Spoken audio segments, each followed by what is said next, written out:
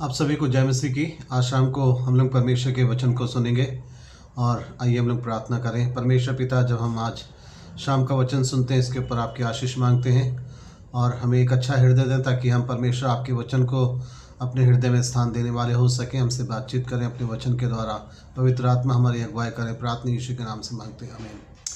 आज शाम को मैं आपके साथ बात करना चाहता हूँ एक ऐसे इन व्यक्ति के जीवन के बारे में जिसने अपने जीवन के अंदर बड़े अद्भुत काम करे हैं और उसकी ज़िंदगी बहुत लोगों के लिए आशीषित रही। पुराने नियम का वो इंसान है और उसके बारे में हमने कई बार सुना है, पढ़ा है। उसका नाम है एलिया, परमेश्वर के दास एलिया का जीवन। आज हम इस चीज़ को देखना चाहते हैं कि एलिया अपने आप में ऐसा क्या था उसके अंदर कि परमेश्वर ने उसे बहुत इस्तेमाल करा। उसके जीवन के अंदर बहुत ज़्यादा परमेश्वर ने अपनी उपस्थिति बना के रखी। उसने बड़े अद्भुत काम करे, कई आश्चर्य कर्म करे। और ऐसा क्या था? एलिया एक ऐसा इंसान रहा है जिसने अपने जीवन के अंदर बड़ी अच्छी सेवकाई करी है और परमेश्वर उसके जीवन में उसके साथ साथ वो बना रहा। परमेश्वर हमेशा अपने जीवन के अंदर परमेश्वर ने लोगों को, जिन्होंने बड़े काम करे, परमेश्वर ने साधारण लोगों को चुना है और एलिया भी उनमें से एक ऐसे ही जन था। 4 चीज़ें आज शाम को हम एलिया के जीवन से देखना चाहते हैं। पहली चीज़ हम देखेंगे, एलिया एक हमारे समान साधारण मनुष्य था। एलिया एक साहसिक मनुष्य था। एलिया एक समर्पित मनुष्य था। एलिया परमेश्वर की सामर्थ पर विश्वास करने वाला व्यक्ति था। उसके जीवन के अंदर ये 4 बड़ी खूबियाँ हमें नज़र आती हैं जिसके बारे में आज हम लोग शाम को देखना चाहते हैं। पहली चीज़ से हम शुरू करते हैं। जो पहली चीज़ उसके जीवन के अंदर थी और वो ये थी कि एलिया हमारे समान एक साधारण मनुष्य था। साधारण वो इस बात में था कि जो उसका रहने का स्थान था उसके बारे में लिखा है दूसरा राजा और उसका 1 अध्याय उसके 3 वचन के अंदर कि तब यहोवा के दूत ने तिशबी एलिया से कहा, उठकर शमरोन के राजा के दूत से मिलने को जा। ये एलिया के जीवन की एक कहानी है कि वो कहाँ रहता था।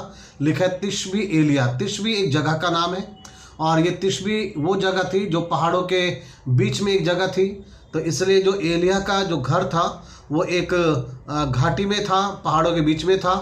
और जैसे उसके घर के रास्ते थे ऊंचे नीचे, ऊबड़ खाबड़, उसी तरीके से जो है एलिया की ज़िंदगी भी कई बार रही है।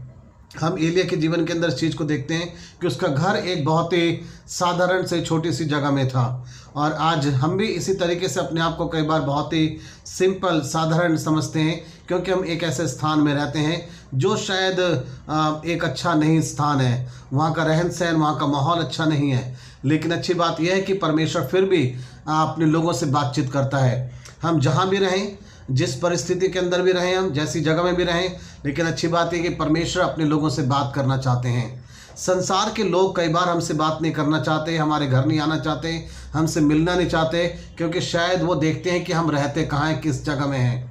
जगह जिस समय में प्रभु यीशु मसीह को देखना चाहता था वो एक गूलर के पेड़ के ऊपर चढ़ गया। लेकिन एक अद्भुत काम वहाँ पे हुआ। जब प्रभु यीशु मसीह वहाँ पे पहुँचे तो उन्होंने पेड़ पर जब जगह को बैठे हुए देखा तो उससे कहा, जगह तू झट नीचे उतारा क्योंकि आज मुझे तेरे घर में रहना अवश्य है। और जगह के विषय में अच्छी बात यह, वो तुरंत नीचे उतरा आनंद के साथ और प्रभु यीशु को अपने घर में ले गया। उसको मौका नहीं था कि वो सजा संवार सके अपना घर। उसको मौका नहीं मिला कि अपने घर में कोई नई चीज़ ला के वो रख सके। आज कई बार हमें पता लगता है कि जब कोई हमारे घर में आने वाला है, हम अपने घर को बहुत साफ़ सुथरा करने लग जाते हैं, नई चीज़ों को लाने लग जाते हैं, लेकिन जगह को ऐसा मौका नहीं मिला।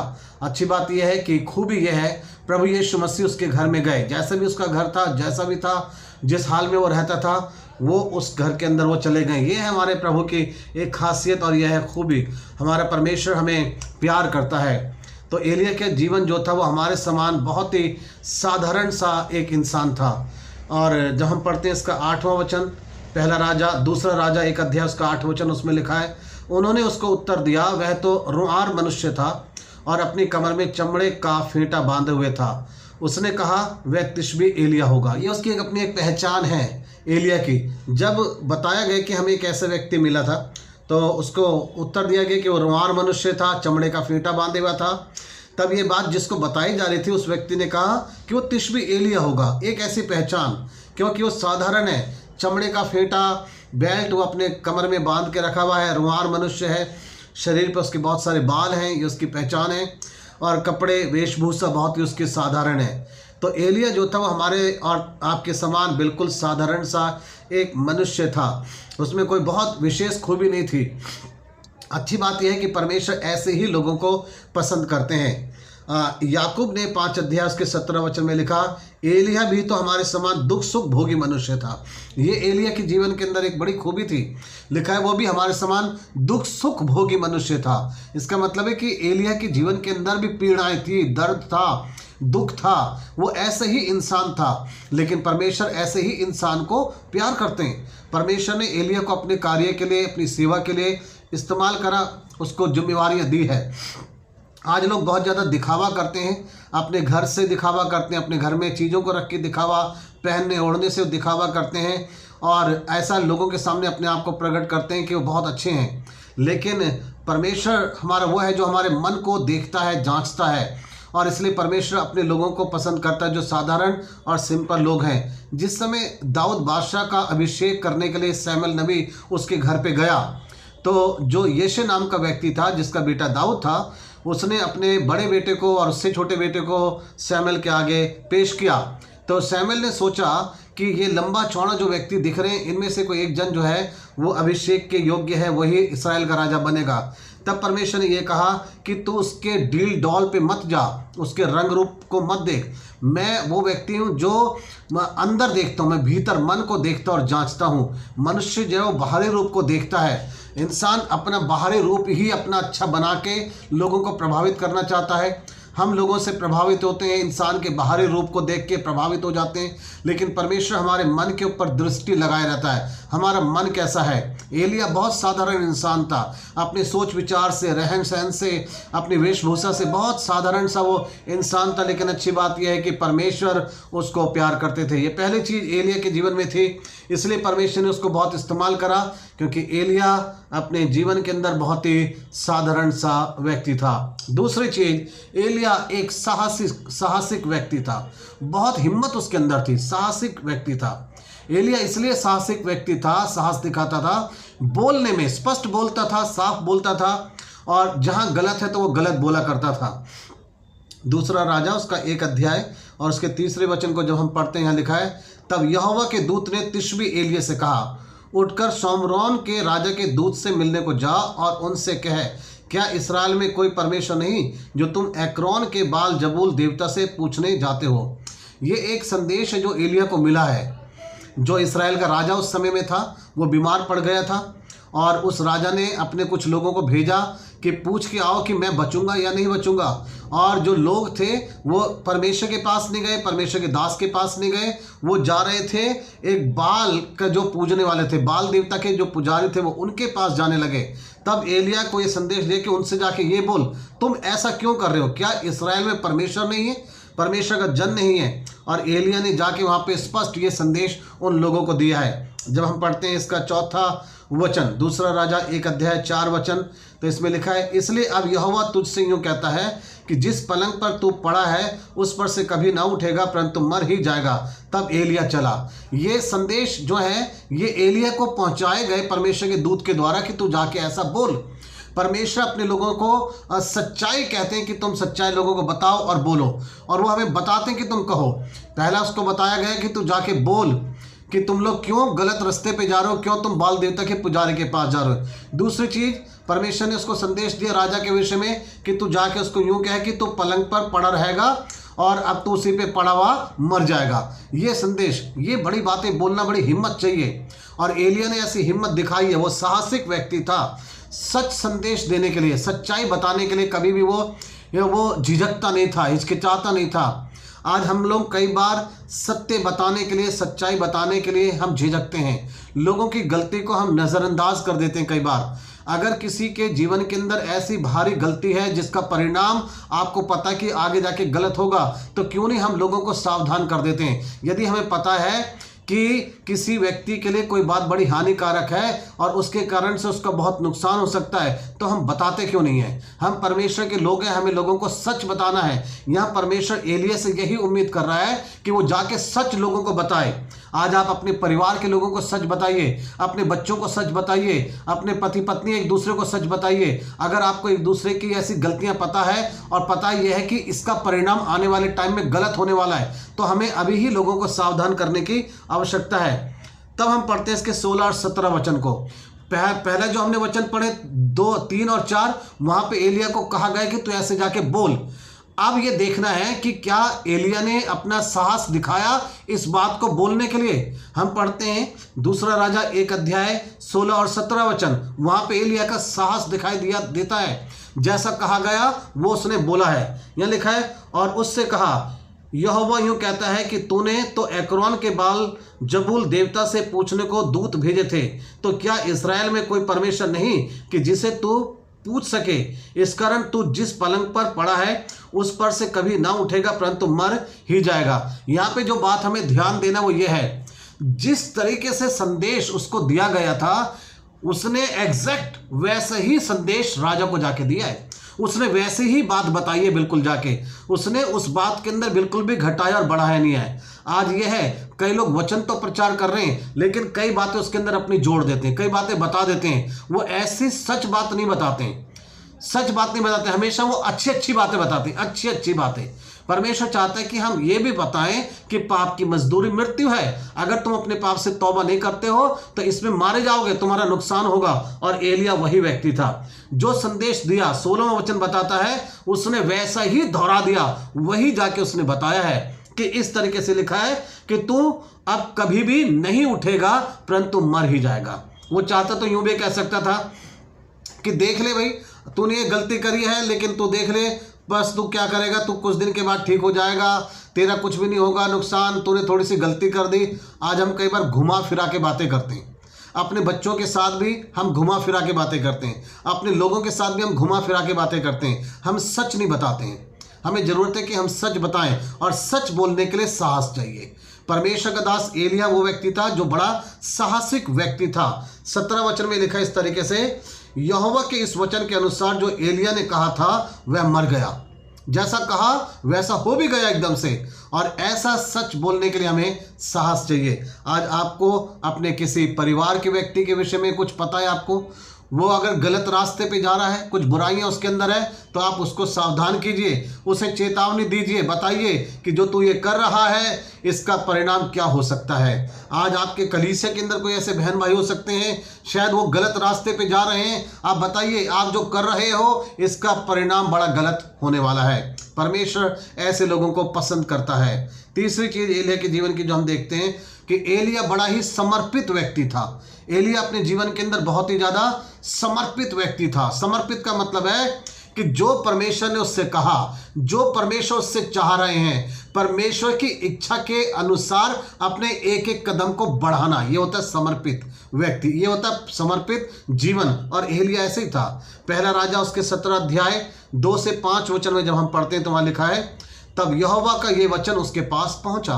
परमेश्वर का वचन उसके पास पहुंचा है इस रूप में कि इससे पहले के वचन में एलिया ने एक बात करी है, भविष्यवाणी बताई उसने कहा कि अब इस देश के अंदर एक भारी अकाल पड़ने वाला है और बहुत भयंकर वो अकाल है। इससे पहले कि वो अकाल शुरू हो, परमेश्वर ने एलिया को बचाने के लिए इंतजाम करा और उससे कहा तू अब यहां से उठ के जा। तीसरे वचन में लिखा है कि यहां से चलकर पूरब और मुख करके करित नाम नाले में जो यरदन के सामने है छिप जा। परमेश्वर ने उसको एक स्थान बताया कि तू उस नाले में जाके तू छिप जा और उसी नाले का पानी तू पिया कर, और मैंने कौवों को आज्ञा दी है कि वे तुझे वहां खिलाएं। तब 5वां वचन बता रहा है, 5वां वचन उसका समर्पण दिखाता है।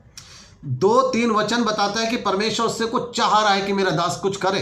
अब मेरा दास यहां से उठ के उस जगह जाए जो मैं चाहता हूं। अब समर्पण जो हमें दिखाई देता है वो एलिया का 5वें वचन में, यहोवा का ये वचन मानकर वे यरदन के सामने के करित नाम नाले में जाकर छिपा रहा। यह है उसका समर्पण। समर्पित व्यक्ति हमेशा परमेश्वर की इच्छा को पूरा करना चाहेगा। समर्पित व्यक्ति कभी भी वो अपने दिमाग को नहीं चलाएगा। उसको कहा गया तो वहीं पानी पिया कर, उस नाले का पानी। नाले का मतलब ये नाले नहीं जो हम अपनी कॉलोनी के अंदर देखते हैं। नाला वो जो पहाड़ों से बहता हुआ पानी झरने का आता है, फिर वो चला जाता है, अलग निकल जाता है, क्यारियों के लिए, खेती के लिए चला जाता है। उस जगह में वो पानी जो पीने लायक पानी है। परमेश्वर ऐसा नहीं है कि आपको नाले का, ये गंदे नाले का पानी पीने को कहेगा। वो नाला था जिससे पहाड़ों का साफ पानी बह के जाया करता था और लोग उसको इस्तेमाल करा करते थे। तो उस नाले में परमेश्वर जानता था कि ये नाला में पानी काफ़ी समय तक है और एलिया को इसकी आवश्यकता है, पानी की ज़रूरत है। परमेश्वर ने ध्यान करा कि पानी के साथ इसको भोजन की भी आवश्यकता है, और भोजन लाने के लिए जो उन्होंने नियुक्त करा परमेश्वर ने, वो थे कौवे। और एलिया ने यहाँ पे 1% भी अपना दिमाग नहीं चलाया कि परमेश्वर आप अजीब बात कर रहे हो, मैं नाले में जाके अकेला कैसे पड़ा रहूँगा, वहाँ पे कोई इंसान है नहीं, बात करने वाला कोई नहीं है, आप मुझे वहाँ पे भेज रहे हो, आप करो तो अगर भेजना चाहते हो मुझे उधर भेज दो अपनी मर्जी से। आज कई लोग अपनी मर्जी चलाते हैं। परमेश्वर आपको किसी और देश में भेजना चाहते हैं, परमेश्वर आपके जीवन को बचाने का प्लान कर रहे हैं, बचाने की योजना बना रहे हैं, लेकिन हम अपना दिमाग चला के हम परमेश्वर के नाम मानकर हम दूसरी दिशा में चले जाते हैं। और आज ऐसे जीवन में कई लोग हैं जो परमेश्वर की मर्जी के विरुद्ध अपने कदम को बढ़ाते हैं और अपनी ज़िंदगी में बड़े बड़े नुकसान वो उठा लेते हैं। बड़े बड़े नुकसान उनको देखने पड़ते हैं अपने जीवन में, क्योंकि वो अपनी मर्जी चलाते हैं। और यहाँ पे परमेश्वर ने उसको कहा कौवे तुझे खाना दिया करेंगे। उसने 1% भी नहीं कहा कि परमेश्वर कौवे कैसे मुझे खाना दे सकते हैं। हम कई बार तर्क वितर्क करने में अपना टाइम बर्बाद कर देते हैं। हम अपनी ज़िंदगी को परमेश्वर की मर्जी के अनुसार नहीं चलाते। हम कई बार परमेश्वर के वचन के अनुसार अपने आप को नहीं चलाते। हम परमेश्वर के वचन पे तर्क वितर्क करते हैं। हम अपने दिमाग से परमेश्वर को जवाब देना चाहते हैं। हम परमेश्वर की मर्जी के विरुद्ध चलते हैं। अगर आज ऐसे आप चल रहे हैं तो आपके लिए नुकसान है। अगर आप परमेश्वर की मर्जी के विरुद्ध चल रहे हैं तो नुकसान आपका है। अगर आप परमेश्वर की मर्जी के अनुसार चल रहे हैं तो याद रखिए परमेश्वर ने आपकी पूरी जिम्मेवारी अपने ऊपर ले ली है। पूरी जिम्मेवारी परमेश्वर ने एलिया से कहा कि तू उठ के उस दिशा में जा, करित नाम नाले में जा, और जिम्मेवारी परमेश्वर ने अपने ऊपर ले ली। तेरे खाने पीने के इंतजाम अब मैं करूंगा। आज यही बातें हमें कई बार परेशानी देती हैं। जब परमेश्वर हमसे किसी प्रकार का काम करवाना चाहते हैं, हम अपनी जिंदगी समर्पित नहीं करते परमेश्वर के काम के लिए। हमारा जीवन में दूसरी चीज़ों के लिए हम बड़ा सोचते हैं, दूसरे कामों के लिए हम बड़ा जी जान लगा देते हैं, लेकिन परमेश्वर के काम के लिए हम कभी भी अपना जीवन समर्पित नहीं करते हैं। लेकिन परमेश्वर चाहता है हम समर्पण करें अपने जीवन का, एलिया के समान। परमेश्वर सारी जिम्मेवारी अपने ऊपर ले लेंगे। हमें खाने पीने की चिंता रहती है ना, हम क्या खाएंगे, क्या पिएंगे, क्या ओढ़ेंगे। प्रभु यीशु मसीह ने कहा आकाश के पक्षियों को देखो, वो ना बोते हैं ना काटते हैं, लेकिन फिर भी स्वर्गीय पिता उन्हें खिलाता है। परमेश्वर विश्वास योग्य है। परमेश्वर आपकी जरूरतों को पूरा करने के लिए वो तैयार है। परमेश्वर महान सच्चा है। अगर वो एलिया को भोजन करा सकता है उस सुनसान जगह के अंदर, तो परमेश्वर आपको भी दे सकता है। आपको अपना दिमाग नहीं चलाना कि आप कैसे पूरा करेंगे। आप मेहनत कीजिए, परमेश्वर की मर्जी के अनुसार अपने कदम को उठाइए, परमेश्वर हर चीज का इंतजाम आपके लिए अवश्य कर देंगे। तीसरी चीज है एलिया के जीवन के अंदर कि एलिया वो था जो बहुत ही समर्पित व्यक्ति था। चौथी चीज हम देखते हैं एलिया के जीवन के अंदर, एलिया परमेश्वर की सामर्थ पर विश्वास करने वाला व्यक्ति था। एलिया वो व्यक्ति था जो परमेश्वर की सामर्थ के ऊपर बड़ा विश्वास करने वाला व्यक्ति था। याकूब 5:17 से 18 वचन में लिखा है, एलिया भी तो हमारे समान दुख सुख भोगी मनुष्य था, और उसने गिड़गिड़ाकर प्रार्थना की कि मेह ना बरसे, और 3.5 वर्ष तक भूमि पर मेह नहीं बरसा। एलिया परमेश्वर की सामर्थ के ऊपर विश्वास करने वाला था। उसने प्रार्थना करी कि बारिश ना हो, 3.5 वर्ष तक बारिश नहीं हुई। ये था उसका विश्वास। 18 वचन में लिखा है, फिर उसने प्रार्थना की तो आकाश से वर्षा हुई और भूमि फलवंत हुई। परमेश्वर के ऊपर विश्वास करना उसके जीवन का प्रथम हिस्सा था, और उसने प्रार्थना करी और बारिश हुई, प्रार्थना करी बारिश बंद हो गई। एलिया के जीवन की ये पहचान है कि एलिया को अपने परमेश्वर के ऊपर बड़ा विश्वास था। जिस समय बाल देवता के जो पुजारी थे और एलिया था, जब उनके बीच में इस बात को तय करा गया कि देखते हैं किसका परमेश्वर सच्चा है, तो उस समय एलिया को बहुत विश्वास था अपने परमेश्वर के ऊपर। उसने इस बात को जाना कि मेरा परमेश्वर वह है जो स्वर्ग से आग गिरा के उत्तर देगा, और ऐसे हुआ भी है। जो बाल देवता के पुजारी थे वो सब के सब जो हैं वो हार गए, वो नहीं दिखा सके कोई करिश्मा, लेकिन जो एलिया था उसने प्रार्थना करी और परमेश्वर ने स्वर्ग से आग गिरा के उत्तर दिया। एलिया को अपने परमेश्वर की सामर्थ के ऊपर विश्वास था। क्या आज आपको अपने परमेश्वर की सामर्थ के ऊपर विश्वास है? आप विश्वास कीजिए, परमेश्वर की सामर्थ आपके जीवन में काम कर सकती है। परमेश्वर की सामर्थ से सारे बंद दरवाजे जो आज आपके लिए हो रखे हैं वो खुल सकते हैं। परमेश्वर की सामर्थ के द्वारा आज आपके जीवन में से सारा अंधकार खत्म हो सकता है। आज आपके घर में बहुत दुख है, निराशा है, बीमारी है, परमेश्वर की सामर्थ के ऊपर विश्वास कीजिए, सारी बीमारी सारी परेशानियां दूर हो सकती हैं, क्योंकि हमारा परमेश्वर बहुत सामर्थी है। हमारा परमेश्वर बहुत सामर्थी है। उसकी सामर्थ से हमारे जीवन के अंदर काम होते हैं। परमेश्वर को अपने जीवन में काम करने दीजिए। एलिया हमारे लिए बड़ा अच्छा उदाहरण है कि उसने प्रार्थना करी और बारिश बंद हो गई, उसने प्रार्थना करी और बारिश होने लगी है, क्योंकि उसको परमेश्वर की सामर्थ्य पे विश्वास था। आज कई बार हमें हमारे परमेश्वर की सामर्थ्य पे विश्वास नहीं है। हम इसलिए अपने जीवन के अंदर कई बार बहुत निराशा में होते हैं, दुख और परेशानी में पड़ते हैं। अपने परमेश्वर की सामर्थ्य के ऊपर विश्वास कीजिए। परमेश्वर की सामर्थ्य बड़े से बड़ा काम जो है वो आपके लिए कर सकती है। प्रभु आपकी सहायता करें, प्रभु के साथ बने रहें, प्रभु के साथ चलें। जानिए इस बात को कि एलिय्याह साधारण था, लेकिन फिर भी परमेश्वर उसको प्यार करते थे। आज शायद आप भी बड़े साधारण व्यक्ति हैं, आपका रहन सहन बहुत साधारण है, परमेश्वर आपको प्यार करते हैं। परमेश्वर आपकी ज़िंदगी में अपना काम करना चाहते हैं। साहसिक व्यक्ति बनिए, साहस दिखाइए, सच बोलने वाले बने।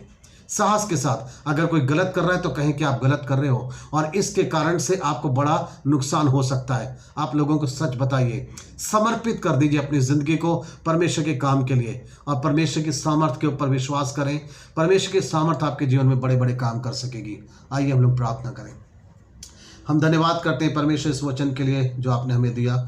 एलिय्याह के जीवन से आपने हमें सिखाया परमेश्वर, धन्यवाद। ये सारी बातें, एलिय्याह बहुत ही साधारण इंसान था, लेकिन फिर भी परमेश्वर आप उसे प्यार करते थे, पसंद करते थे और उससे आपने बड़े काम लिए हैं। एलिय्याह बहुत ही साहसिक व्यक्ति था, साहस के साथ सच बता देता था। परमेश्वर आपका धन्यवाद, ऐसा सच बोलने का साहस आप हमें भी दें, हिम्मत दें प्रभु, कि हम लोगों को सच बता सकें। अगर हम किसी को गलत करता हुआ देखते हैं तो हम उसको साहस के साथ कह सकें कि ये तुम्हारे काम गलत है और इसका परिणाम बहुत आपको गलत भुगतना पड़ेगा। परमेश्वर हम अपना जीवन समर्पित करते हैं आपकी सेवा के लिए, आपके कार्य के लिए। हमारी ज़िंदगी का प्रथम उद्देश्य यही हो कि हम परमेश्वर के कार्य करेंगे। परमेश्वर, हम आपकी सामर्थ्य के ऊपर विश्वास करते हैं।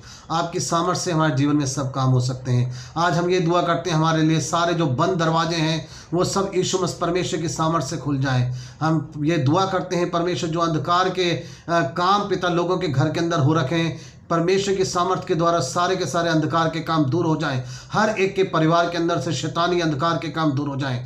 जो लोग बीमार हो रखे हैं अपने बिस्तरों पे बीमारी के, परमेश्वर की सामर्थ्य से हम ये दुआ करते हैं परमेश्वर की सामर्थ्य उनके ऊपर उतरे और वो सारी बीमारियां दूर हो जाए। हम ये दुआ करते हैं परमेश्वर कि लोगों के पिता परमेश्वर सफलता और कामयाबी दें। जो बाधा और रुकावट आ रही है सब यीशु मसीह के नाम से दूर हो। आपकी सामर्थ्य हर एक के जीवन के अंदर उतर जाए। हमारे जीवन में प्रभु अपनी उपस्थिति बना के रखें, सहायता करें, जीवन में आगे बढ़ने में आप हमारी मदद कीजिए। आने वाले समय के लिए हमें तैयार करें। प्रार्थना यीशु मसीह के नाम से मांगते हैं, आमीन। परमेश्वर आप सभी को बहुत ऐसे आशीष दे, आपके साथ परमेश्वर हो और इस बात को आप जानिए कि परमेश्वर आपको बहुत प्यार करते हैं और वो चाहते हैं कि आप एक समर्पित जीवन जिएं और परमेश्वर के साथ आप चलते रहें जैसे एलिय्याह था। आमीन।